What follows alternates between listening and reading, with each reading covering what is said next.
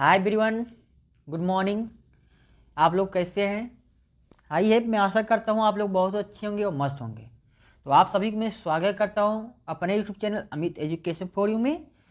तो मेरे प्यारे साथियों, आज के इस वीडियो में आप लोगों को एडीसी कोर्स के बारे में बात करते हैं कि एडीसी कोर्स क्या होता है और इसमें क्या क्या सिखाया जाता है, और साथ में आपको सिलेबस कोर्स कंटेंट के बारे में भी बात करते हैं। तो आइए मेरे प्यारे स्टूडेंट, टाइम के बिना वेस्ट करते हुए और हमारे वीडियो को बिना स्किप करते हुए आप लोग लास्ट तक देखिए। तो आइए वीडियो को हम शुरू करते हैं। तो मेरे प्यारे साथी, एडीसी कोर्स क्या होता है? तो सबसे पहले आपको ये जानना है कि एडीसी कोर्स क्या होता है और उसमें क्या क्या सिखाया जाता है। एडीसी कोर्स का जो फुल फॉर्म होता है, एडीसी का फुल फॉर्म जो होता है एडीसीए का advance diploma in computer application होता है, क्योंकि ये 12 मंथ का होता है। कितने मंथ का होता है? 12 मंथ का, यानी कि 1 साल का डिप्लोमा हो जाता है। तो इसकी अगर हम फीस की बात करते हैं तो हर इंस्टीट्यूट का अलग अलग फीस होता है। और चलते हैं आपको सिलेबस और कोर्स कंटेंट के बारे में बात करते हैं कि सिलेबस कोर्स कंटेंट क्या होता है।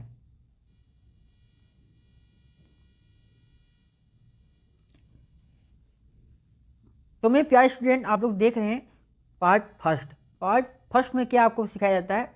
बेसिक कंप्यूटर के बारे में बताया जाता है।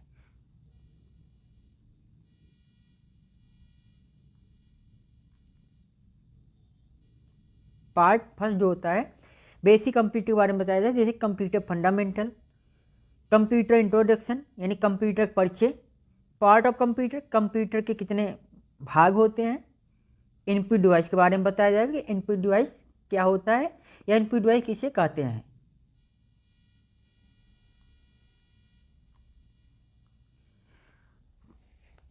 तो मेरे प्यारे साथियों, फिर उसके बाद आपको आउटपुट डिवाइस के बारे में बताया जाता है कि आउटपुट डिवाइस क्या होता है, आउटपुट डिवाइस किसे कहते हैं। उसके बाद प्रोसेसिंग यूनिट यानी कि इसकी कार कैसे होता है। उसके बाद history and generation of computer यानी कंप्यूटर के इतिहास के बारे में आपको यहाँ पर बताया जाता है, यानी कंप्यूटर का इतिहास कब से कब तक, यानी कि किस टेक्नोलॉजी का प्रयोग किया गया था, यानी किस पीढ़ी में किस टेक्नोलॉजी का प्रयोग किया गया है, यानी इसके बारे में आपको बताया जाता है। उसके बाद आता है मेमोरी डिवाइस, यानी मेमोरी डिवाइस किसे कहते हैं, टाइप ऑफ कंप्यूटर, कंप्यूटर कितने प्रकार के होते हैं, और प्रोसेसिंग यूनिट यानी कि इसका कार कैसे होता है, इसके बारे में आपको यहाँ पर बताया जाता है। तो मेरे प्यारे दोस्तों, फिर उसके बाद आता है विंडोज ओवरव्यू 7 एंड 10। तो 7, 8 एंड 10 यानी कि आपको यहाँ पर सिखाया जाता है और बताया भी जाता है कि कैसे विंडो 7 या विंडो 10 या विंडो 8 कैसे यानी चलाते हैं और इसका कैसे प्रोसेस क्या होता है, इसके बारे में आपको यहाँ पर सिखाया जाता है। उसके बाद आता है full form related to computer, यानी कंप्यूटर से संबंधित को यहाँ पर पढ़ाया भी जाता है। और हम बात करते हैं हर इंस्टीट्यूट का अलग अलग यानी कि होता है कि वो इंस्टीट्यूट पर डिपेंड करता है वो कितना लिखाते हैं, कितना आपको लर्न करवाते हैं, यानी कितना याद करवाते हैं। तो ये हर इंस्टीट्यूट पर अलग अलग निर्भर करता है। और उसके बाद आता है हमारा वायरस एंड एंटीवायरस।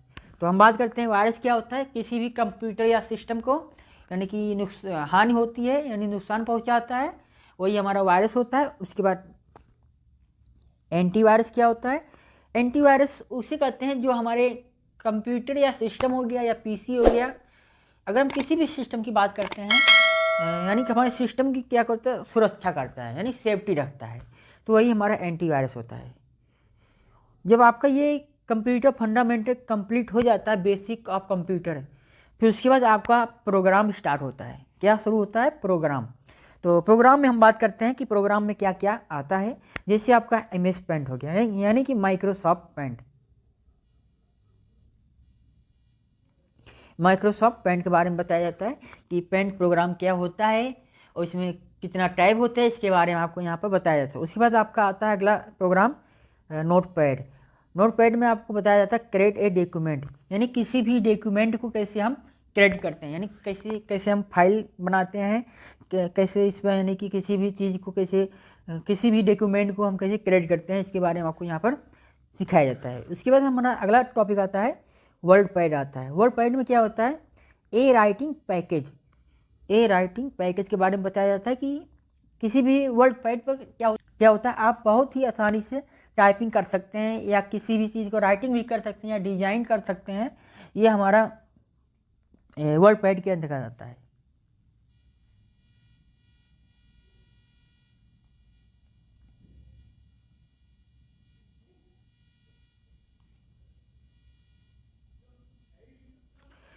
फिर में प्यारे साथियों अगला टॉपिक आता है माइक्रोसॉफ्ट ऑफिस पैकेज।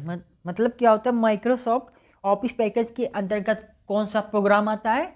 और इस प्रोग्राम को बहुत बेहतरीन तरीके से आपको समझना है कि क्या होता है। जैसे माइक्रोसॉफ्ट ऑफिस वर्ल्ड 2007 होता है, तो इसका वर्जन बहुत ही अच्छा दिया गया है, क्योंकि माइक्रोसॉफ्ट ऑफिस वर्ल्ड 2007 जो होता है ये वर्जन बहुत अच्छा है।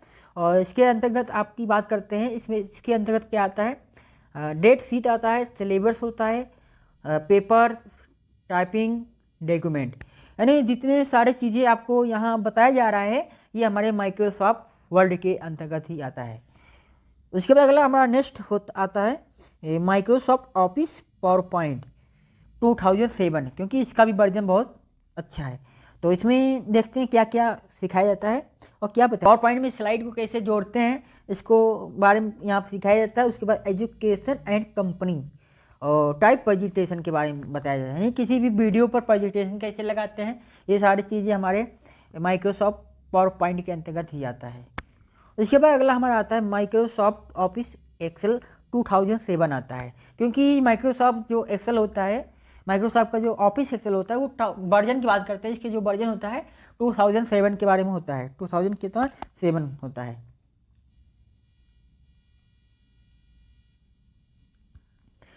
तो हमारा टॉपिक क्या था, माइक्रोसॉफ्ट ऑफिस एक्सेल 2007 के बारे में बता रहे थे। इसके अंतर्गत क्या आता है, अकाउंटिंग एंड मैथमेटिकल वर्क आता है, यानी कि अकाउंटिंग से संबंधित जितने भी काम किए जाते हैं ये हमारे एक्सेल प्रोग्राम में ही आते हैं।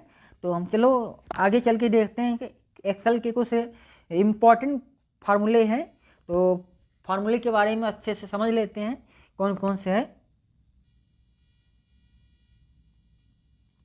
तो मेरे प्यारे साथियों आप लोग देख रहे हैं, सबसे पहले आपको फंक्शन के बारे में बताया जाता है कि फंक्शन क्या होता है, और डेट एंड टाइम फंक्शन के बारे में, किसी भी एक्सेल प्रोग्राम में कैसे डेट और टाइम निकालते हैं इसके बारे में आपको यहाँ बताया जाता है और सिखाया भी जाता है। उसके बाद मैथ एंड ट्रिग्नोमेट्री फंक्शन के बारे में बताया जाता है। उसके बाद स्टैटिस्टिकल फंक्शन के बारे में बताया जाएगा कि इससे क्या होता है, इसकी प्रोसेस क्या होता है। उसके बाद अगला आता है फाइनेंशियल फंक्शन के बारे में।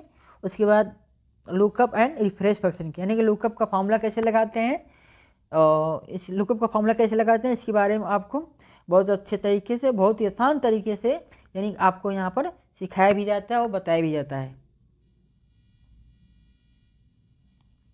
तो मेरे प्यारे साथियों उसके बाद अगला आता है लॉजिकल फंक्शन आता है फंक्शन। उसके बाद complete driven bar tool and option आता है। तो मेरे प्यारे स्टूडेंट आपको ये समझना है कि complete driven bar tool and option क्या होता है। तो जब आप कोई भी प्रोग्राम को जब आप ओपन करते हैं उसमें एक टैब होता है। अगर हम बात करते हैं रिबन का दूसरा नाम क्या होता है, टैब होता है। रिबन का दूसरा नाम क्या होता है, टैब होता है, यानी कि रिबन को हम टैब नाम से भी जानते हैं या टैब को हम रिबन भी बोल सकते हैं। तो इसमें ऑप्शन होता है, रिबन बार टूल ऑप्शन वही होता है जिसमें हमारा होम होता है, इंसर्ट होता है, ये सारी चीज़ें जो ऑप्शन आते हैं ये हमारे रिबन बार टूल के अंतर्गत ही आते हैं। जब ये आपका कंप्लीट होता है तो मेरे प्यारे स्टूडेंट जब आपका ये सारी चीज़ें कंप्लीट हो जाता है तो ये कंप्लीट करवाने के बाद फिर आपका अगला सेकंड पार्ट आता है। तो सेकंड पार्ट में आपको देख क्या बताया जाता है। तो आप लोग हमारी इस वीडियो बने रहिए और हमारे इस वीडियो को बिना स्किप करते हुए लास्ट तक देखें ताकि आप लोगों को अच्छे से समझ में आ जाए कि एडीसी कोर्स में क्या सिखाया जाता है और इसमें क्या बताया जाता है और इसमें क्या होता है। तो ताकि आप लोग हमारे इस वीडियो पर बने रहेंगे तो अच्छे से समझ पाएंगे। तो उसके बाद सेकेंड पार्ट में हमारा आता है डेस्कटॉप पब्लिशिंग आता है। तो देखते हैं डेस्कटॉप पब्लिशिंग के बारे में बात करते हैं कि क्या होता है और इसके अंतर्गत क्या क्या आता है। तो डेस्कटॉप पब्लिशिंग के अंतर्गत हमारा फोटोशॉप आता है, कोरेड्रा होता है और पेज मेकर होता है। तो फोटोशॉप के बारे में बात करते हैं। फोटोशॉप में आप बहुत ही आसानी से किसी भी फ़ोटो को पासपोर्ट साइज़ फ़ोटो बना सकते हैं या किसी भी फ़ोटो को आप एडिट कर सकते हैं। ये हमारे सारी चीज़ें क्या होता है, फ़ोटोशॉप के अंतर्गत आता है। उसके बाद हम बात करते हैं कोरल ड्रा। देखो कोरल ड्रा क्या होता है। कोरल ड्रा हमारा एक बहुत अच्छा प्रोग्राम होता है, यानी कि एक ग्राफिक प्रोग्राम होता है। इसमें आप बहुत अच्छे तरीके से किसी भी चीज़ का, जैसे बैनर बनाना या कार्ड बनाना, बहुत आसानी से आप यानी कोरल ड्रा के अंदर में यानी तरीके से आप यानी कि बना सकते हैं। और उसके बाद हमारा आता है पेज मेकर। देखो पेज मेकर क्या होता है, जैसे किसी भी पेपर को छापना हो गया या बुक का डिजाइन करना, तो ये हमारे सारी चीज़ें जो होता है पेज मेकर के अंतर्गत आता है। जब आपका सेकंड पार्ट कंप्लीट करवाने के बाद तो आपका आ जाता है पार्ट थर्ड आता है। तो देखते हैं पार्ट थर्ड में क्या सिखाया जाता है।